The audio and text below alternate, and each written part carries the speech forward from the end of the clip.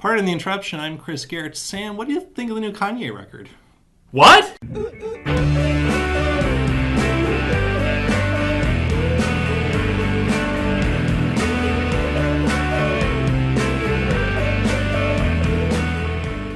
Welcome to PTI, boys and girls. I'm Sam Mulberry. Chris, let's get right into it. This is our second webisode. First week of online CWC. As I've been looking at the schedule, I see these review days coming up. Let's talk a little bit about what those are. Yeah, review days we build in after each, I guess I've called them themes in emails so far. So each unit is broken into two themes. So first unit, you've got Ancient World, Early Christianity.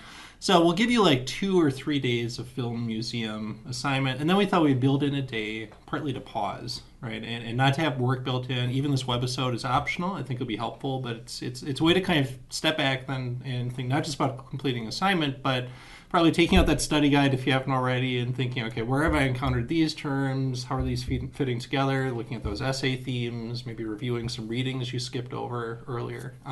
So in the first theme, it's pretty straightforward.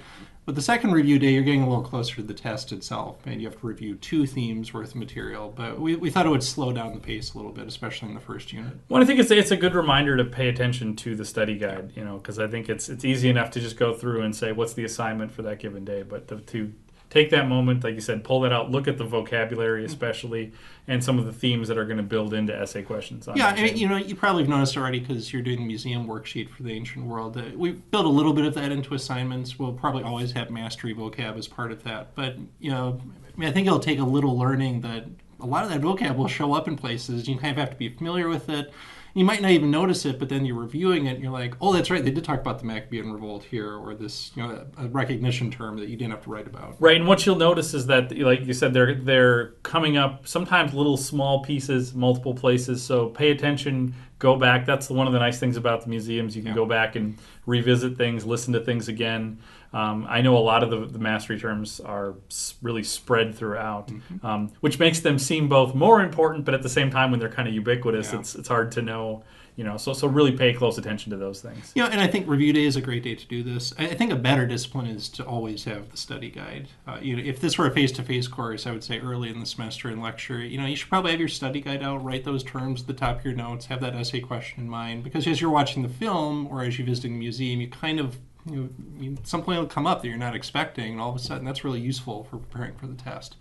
So I think that's maybe the second big topic is, at least in these first 2 episodes, we'll get to the Ancient World in just a little bit. But we also want to help you think about how to prepare for that first test coming up on July 8th. So we'll do a little bit today, and then we'll do a little bit with our next webisode. So today we thought we'd start with the essay question. Now, on the intro quiz, one question a lot of people, I think, missed was how many essays are there? So first of all, there's only one, you should expect. And it'll be related to 1 or 2 of those themes we give. So, Sam, any advice for how to write a good CWC essay? Yeah, I think the first piece of advice I would have is when you're looking at the themes in the study guide, start to think about which primary sources, which readings that we did speak to those themes. And I might start by just making a list of, here's the readings that might talk about this, right? Because then that'll help you start to kind of narrow down the focus a little bit as you're thinking about those themes, and then start to think about how some of those readings might speak to each other. Think about the typical types of questions that you're asked in any course, but even in the homework we've had so far in this class, compare and contrast, right? So if there's a theme and there seems to be people talking about that idea from different directions or different perspectives, to me that feels like an essay question. And I could think, well, we'll talk about Plato and Aristotle later today. Plato feels this way about truth. Aristotle feels this way about truth. That's itself starting to feel like the beginnings of an essay question. Yeah, I think it's a little hard because we're not giving you the actual question, but the question will be similar enough to the themes. I think you can have kind of outlined at least bullet points, but also next to them have specific readings. And the other one I think would be vocabulary as well, especially those mastery terms. Think about where are these going to slot in, which themes do these speak to. One way to think about this is that these are not like separate, discrete things you've got to invest separate studying time. This is all part of a larger story, and I think that's sometimes lost. One of the ideas that we talked about in CWC is thinking about this information as a web. I really think the key to success in this course is thinking about connectedness, right? So if you think about those vocabulary terms that we have, you take a central term, something we looked at this week, like if we took Alexander the Great, that's an important mastery term, right? And then start to think about what are other terms, you can connect to that, right? So we could connect Aristotle to Alexander the Great because Aristotle was the teacher of Alexander the Great. And then we could start to think, well, Alexander was really interested in Greek stuff like Aristotle. Then you could connect things to Aristotle, like Aristotle's teacher was Plato. Plato's teacher was Socrates. We're starting to build a chain there, but it also webs off in different directions. Like all of those folks we can attach to the city of Athens, right, to that particular place. When we think about Athenian democracy, then we could attach Pericles to that, and we could attach readings that we have to those things. So what you end up with is a web of connectedness. But the key when you're doing webbing is not just to say Aristotle and Alexander connect, but think about what the nature of that connection is, right? So I would hope that a student who is studying for the exam could be able to go from any term and tie connections to term to term to term and get to any other term in that unit. If you feel confident doing that, then I think you're in a really good place. And that's actually a kind of question we'll ask on the test. This is if you've taken the face-to-face course before or heard about it, this will be a different kind of question. We'll pick out a couple of terms that there is a pretty apparent connection. We want to see that you can explain that in your own words. So I think the webbing is, that's just maybe to encourage use of that technique, that skill. Right. And I think there's one other way if you're thinking about connectedness. If the webbing is a little too conceptual for you, another way to think is narratively. Right? Think of what is the story of this course? What is the story that we're telling? And then think about how each one of those terms, each one of those essays that we're reading fits into that story, right? So that's another method for thinking about connectedness. But it's going to make it a lot easier to remember things, to organize things, if you have some sort of structure, whether it's a web or a narrative or something like that. And I think for the story, that's where the films should be super helpful. They're meant to give you at least the skeleton of that narrative, and then you can... So it might even be worth kind of outlining films as another way to organizing all this information. And in the museums, you'll see timelines which help to pick up those themes and help to at least draw some of those connections to the broader story. So those are things to be looking for. Chris, we had our first assignment due yesterday, so we each of us did a little bit of grading. Do you have any... So we're recording this Wednesday. We should probably... That's true. Yes. Thursday, but we're recording Wednesday. Do you have any sort of initial responses or feedback as you started to look at things students were writing, things students were working on? Yeah, and I've glanced at the Antigone responses. I haven't graded them yet. But I mean, based on what I've seen of those, and especially from the MLK responses, I guess I'd say first of all, nice job for the most. I mean, I think people basically had the right sense, the right tone they were striking. You'll notice a lot of times the questions, one will be kind of a comprehension question, which was kind of the first one. How does MLK think of just laws? And the other will be a little bit more of a personal reflection or a contemporary application question. So, yeah, that won't always be the case, but get used to that pattern. And basically, people handled that well. I think one thing to think about is we say 300 to 500 words. I don't think we're too finicky about that, but I think as a basic rule, if you're towards the 300 end, chances are very good we're going to find places to say, you could really say a little bit more about this, or this is a little bit fuzzy, you could develop this. At the same time, I think 500 is not a hard and fast rule, but if you're going to 700, 800 words, you can be much more concise, and we'll make you be more concise. Right. Another point I would make in terms of thinking about how I look at written work from students is there's a difference between an answer which is more or less correct and an answer which is a complete answer and a good answer. And those would be the kind of things that get 9s and 10s, if we're grading out of 10. A complete answer is going to not only sort of put forth an answer to the question, but is also going to use a lot of supporting detail. The kind of supporting detail that especially I think we're looking for is how are you interacting with the films, how are you interacting especially with the readings, with the text that we have.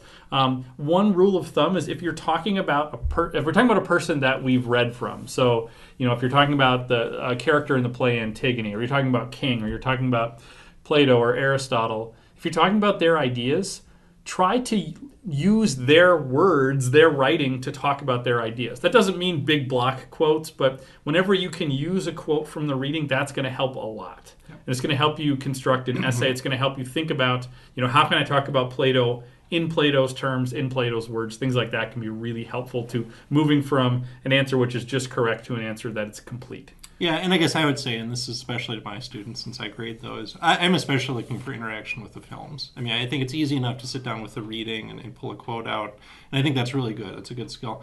What I really am struck by from the first response was people who could say, as Professor Rivera talked about in the film, and here's how this connects to King, and here's what I think about it. And that was like the prototype kind of response. Or someone even, and I'm sorry, I forget your name, but you did great, actually made a comparison between king, a film, but also then a contemporary issue that they were really passionate about. And that's really great too. And those are the kind of things that to me are saying that's more like A work. A is outstanding. It stands out from just, kind of doing enough to get by with the assignment.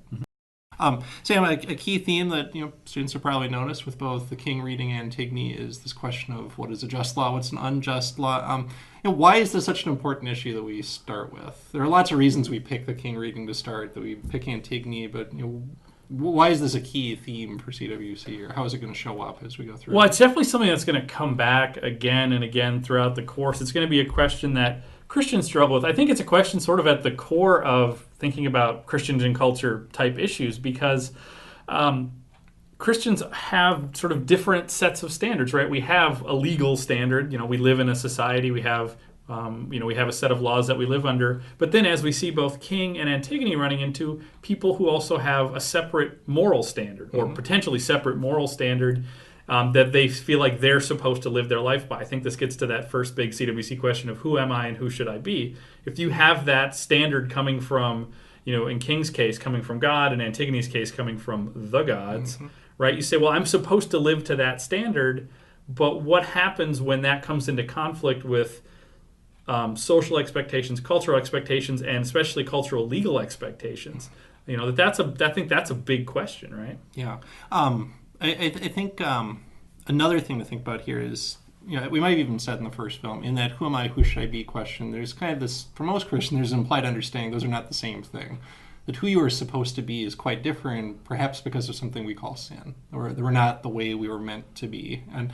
But I think also the importance of justice is it suggests that's true of all of society. There's a fundamental brokenness. We should not expect the world to be a perfect place. We should expect brokenness and the need for healing and reconciliation. There's a sense that it doesn't go exactly how God designed it to be. And so I would expect this to show up a few other places. One that'll come up, it'll be in the second unit, but Thomas Aquinas, just be looking for. He's a 13th century Italian theologian at the University of Paris, and the reading you have talks about what are different kinds of law, and he will return to this idea of just versus unjust.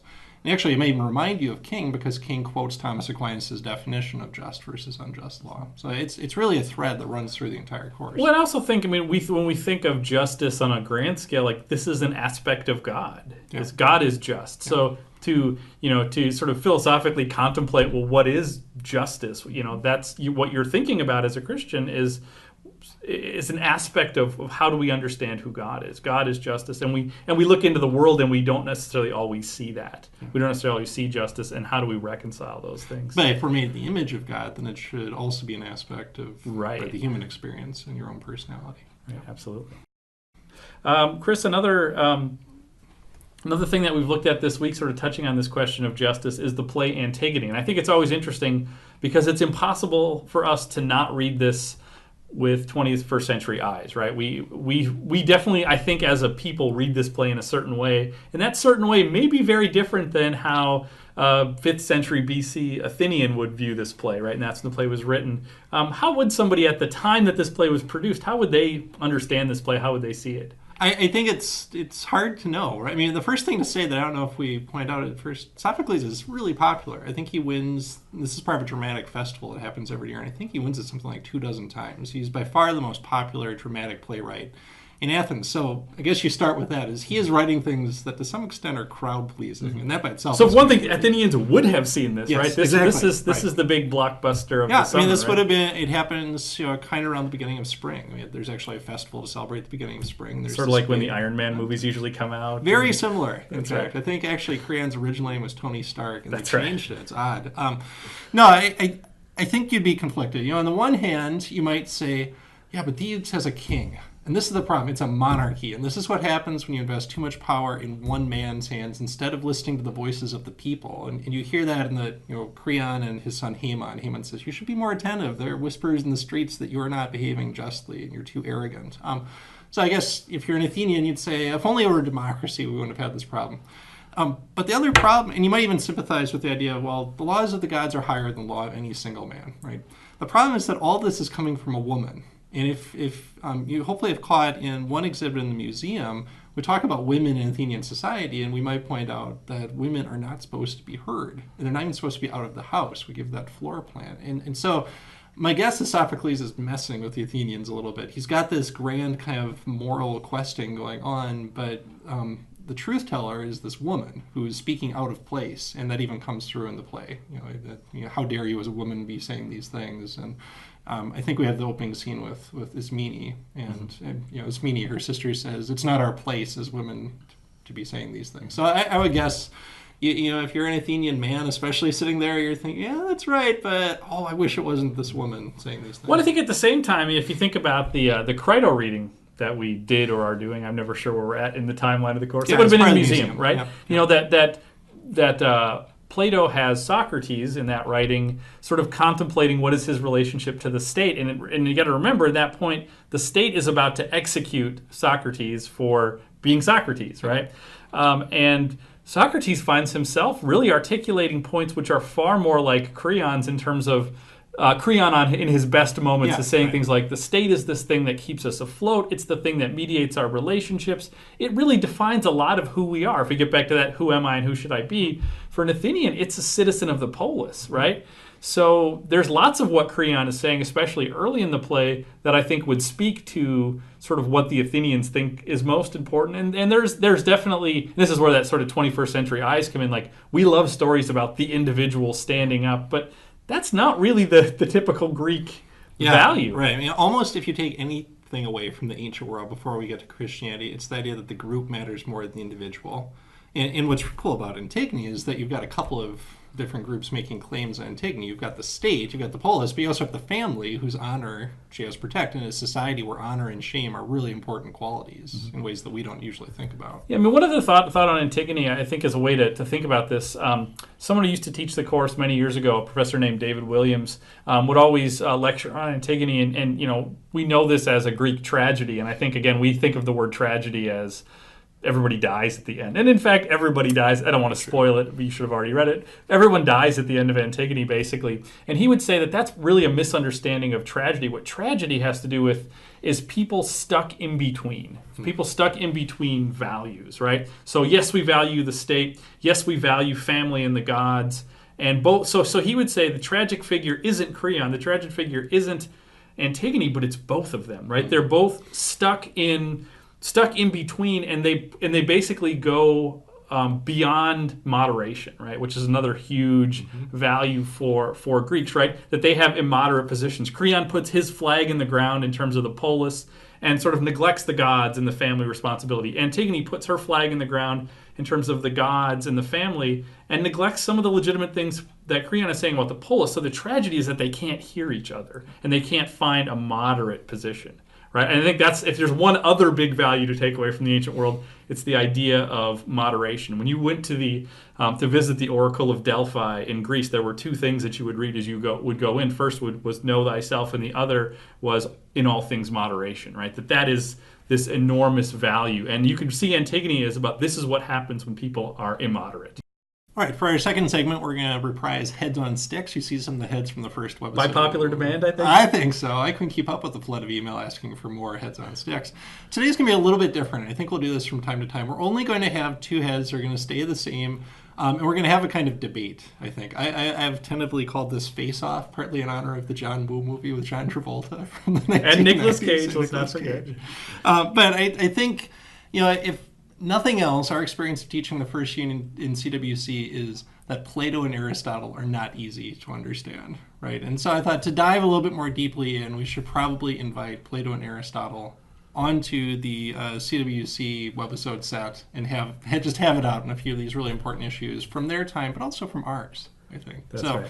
Sam, who am I? Chris, you are the 4th century BC philosopher Plato. Plato, does truth exist?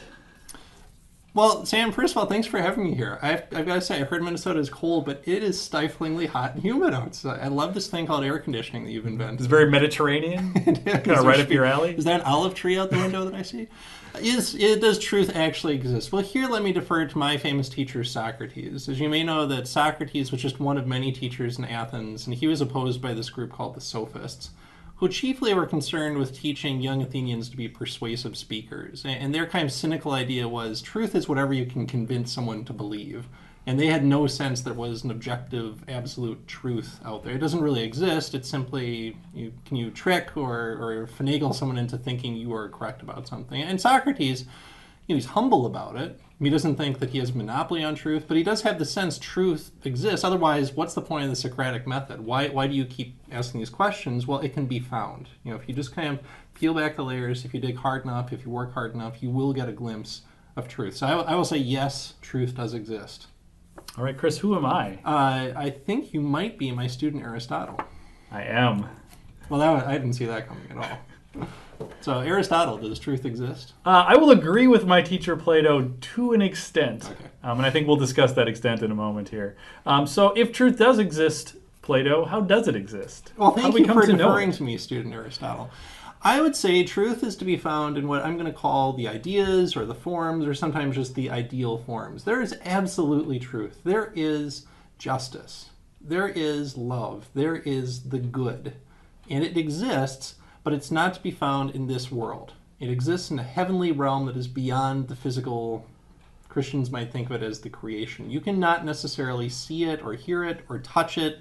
You can't go to Athens and visit it, but it does exist. And the trick is going to be how do you find it if it's not in this world? I'm going to have to disagree with you to an extent on that. I think that there's a nice thought that there's this sort of big truth out there. But the problem is, how do we study these things that we can't touch, we can't see, we can't feel, right?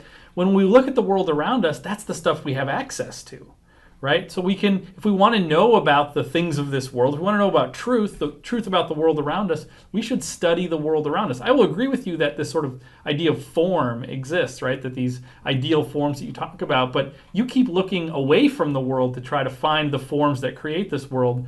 Well, what I think you need to do is look at the world itself and find the form in the things themselves. So if you want to know about dogs, don't think about the idea of dogness. That's a crazy thought, right?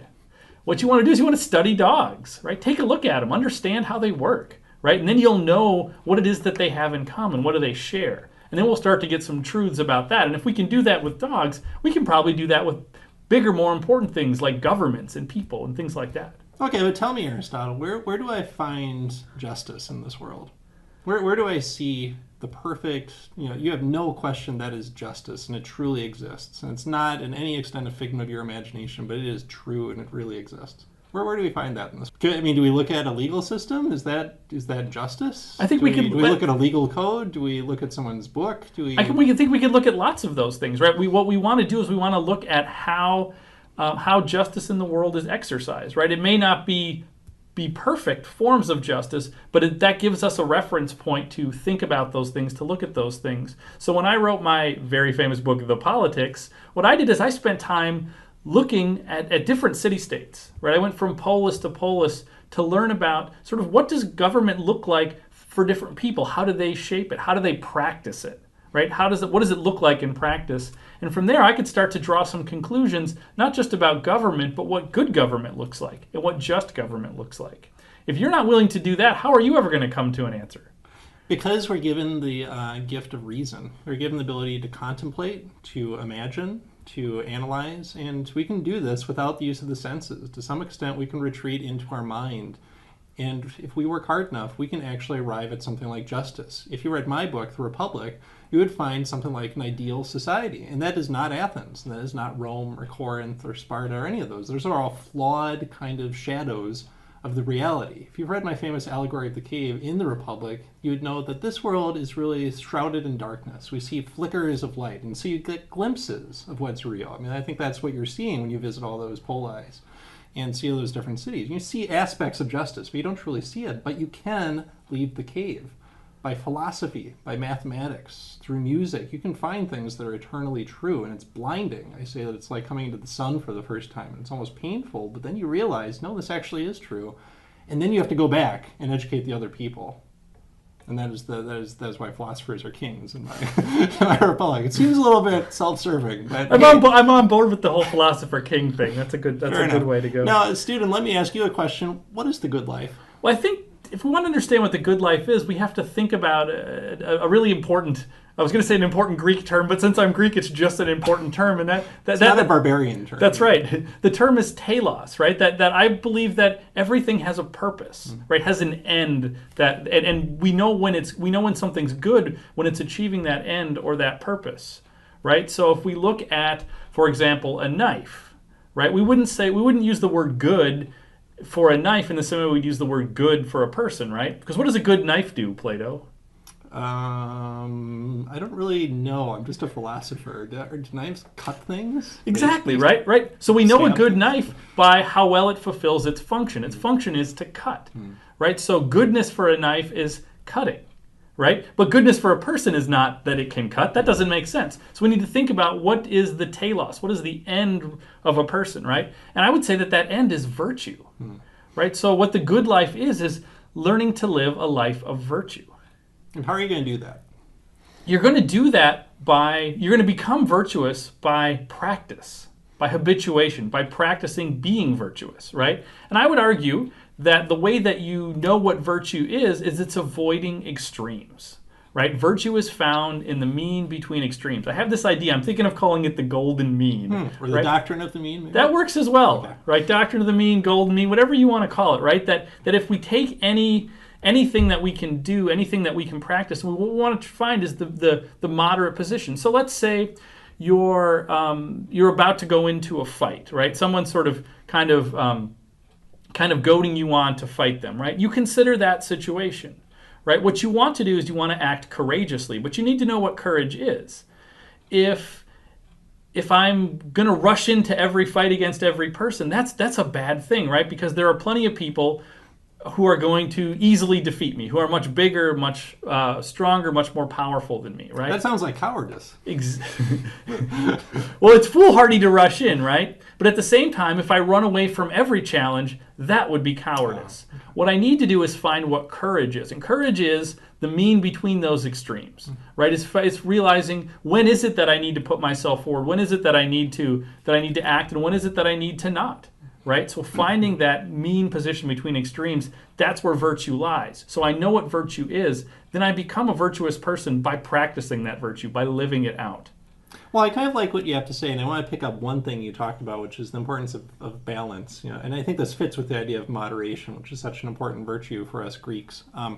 And I think what's really important is to get beyond these superficial things, like what you do in this world, and think about the nature of your soul, which is not something that's going to be so easy for you people to see empirically, but it's really important. We all have these eternal souls. In fact, if we know anything, it's because our soul remembers seeing the forms in the heavenly realms. And our souls are composed of three different parts. We've got the appetite. We've got the thing that actually drives our body to seek out food and sex and all these other base desires. And that's important because if we don't get food, the body will starve. We also have things that are a little bit loftier. We have spirits. We do have these virtues. There are things like courage. We've got self-sacrifice. And these are important, but if they just operate by themselves, they'll lead us into those extremes I think you're talking about. And so over top of all of the of the other two is reason and the mind, the ability to step back, to think about the world as it actually is, and maybe to check the impulses of the appetites, but also the impulses of the spirit. So you need all three. You can't just withdraw one of those things and have a well-functioning soul, but they need to be in balance, and the reason needs to govern all. And you know what? That lines up pretty well with the ideal society, where the most reasonable people, the philosophers, are governing a society that also needs, say, warriors who are courageous, and it needs workers who really know nothing beyond their base desires. And you need all of those things, but only if they're in balance and governed by the most reasonable, the philosophers, again. So I guess everything wraps up with a nice little bow then, doesn't it? Well, that's just it all just comes together. Isn't it? Now, Aristotle, we're both very concerned about education. I think we each had schools, we founded schools, we taught people. I hear that in this century they do this thing called online education. And they even teach classes about Christianity and Western culture without ever seeing their students face to face. What do you think about this? Well, I'm deeply troubled by the fact that I'm sitting here saying that study and learning needs to be more than just sort of something that exists in the mind, right? And if all of this is coming through some imagined internet of information where things are moving around that don't have sort of a physical existence, I'm concerned about that. At the same time, I do like the fact that a course like this is working with real historical sources. So I like the idea of the primary researchy element to this, of actually reading the historical sources, right? So you're sort of getting your hands dirty doing that if it is in a virtual way.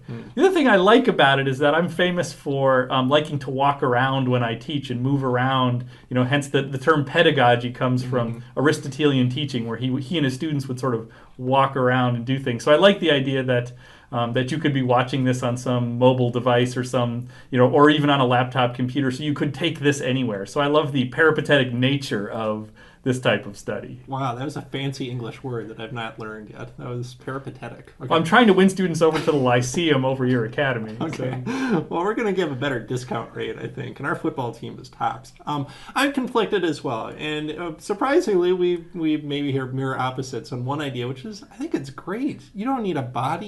You don't need to. You can just kind of do this in contemplation, in the entire privacy of your own experience, and just think.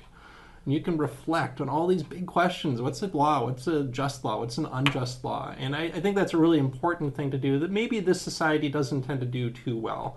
We tend to have the sense that you've got to be out there active in the world. I think it's good that this course forces students in their own space, as they see fit, to step back and contemplate for a while.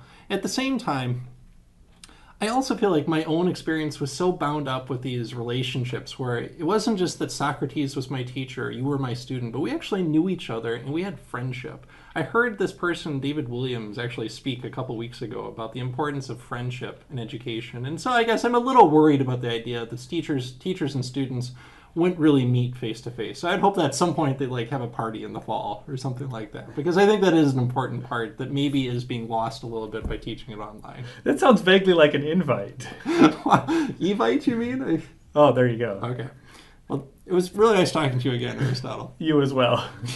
All right, Chris, it is happy time. Happy 47th birthday to J.J. Abrams, the director of Star Trek Into Darkness. Into Darkness, yeah. And the future director of Star Wars Episode 7. Chris, what are your thoughts on movie reboots like Star Wars, Star Trek? I'll stick to Star Trek. I was really excited about the first Abrams reboot. The second one, I guess I could take or leave. It was a good way to spend 2 hours in the dark. I'm not as much of a Star Wars fan as you, so I'm going to turn that back to you, because I know you're pretty excited about 2015. Yes, I'm thrilled. I'm thrilled for multiple reasons. In part, I'm just a big fan myself. I was born in 1977. But when Empire Strikes Back came out, I got to see the original Star Wars in a theater when they re-released it. So I was probably 4 years old, and I have distinct memories of that. But I also have a son who's going to turn 10 right around when Episode 7 comes out, and he's the biggest Star Wars fan that I know.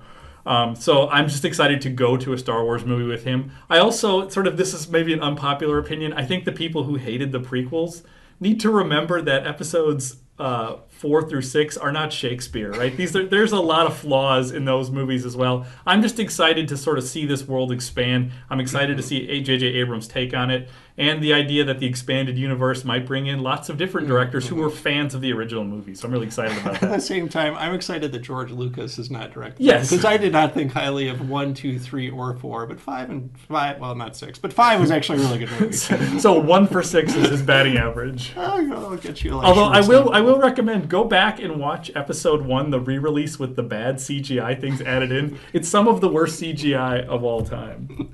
Happy anniversary, Richard Nixon. On this day in 1974, you became the first U.S. president to visit Russia.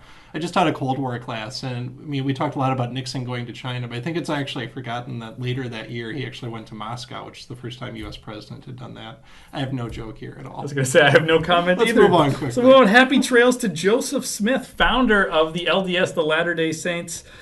Shot to death on this day in 1844. Chris, do you have any favorite Mormons? Who's your number one Mormon? Boy, my top Mormon of all time is Ken Jennings, I think. I remember, I always wanted to be on Jeopardy. That was one of my great aspirations, and someday we're going to climb that mountain. But I remember going off to teach summer school back where I did grad school, and I had to rush to class because I wanted to see if Ken Jennings could keep the streak going. And I appreciate that he's carved out a little niche for himself after the kind of 15 minutes ran out, where he still has the blog and he does guest spots and things. So I'll say Ken Jennings is my favorite Mormon. How could you leave out Jimmer Fredette? I don't know. Because he's pretty forgettable now that he's in the NBA, perhaps. Sometimes so. All right, time for the big finish, Chris. What do you want to say to students?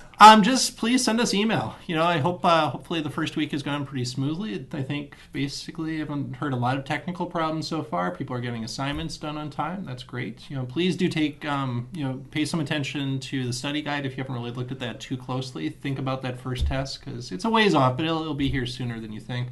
Send us email. We're happy to come up with things to talk about, but if you actually want to have your questions answered, you need to let us know what they are, because we'll always set aside time for that. We're going to be going through plenty of readings which get a lot weirder than the allegory of the cave. We'd be happy to talk through some of those ideas, so just let us know what you want us to talk about. Chris, I think this was a pretty good show. I don't feel like we need to end every show by making ourselves feel better about this. that. I'm a deeply insecure person. All right. So I think we're hitting our stride in episode 2. That's right. Well, we will be back next week, right? Yeah. So that's all for now. Good night, Sweden.